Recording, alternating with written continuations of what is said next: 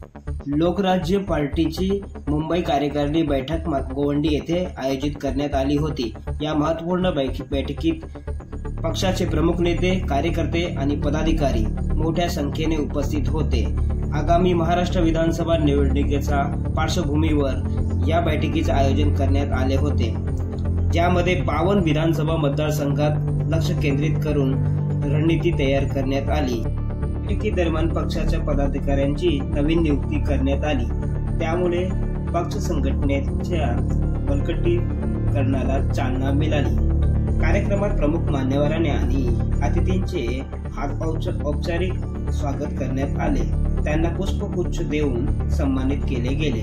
या बैठकीत नेत्यांनी वरिष्ठांनी निवडणुकीसाठी पक्षाच्या धोरणावर महत्त्वपूर्ण मार्गदर्शन केले।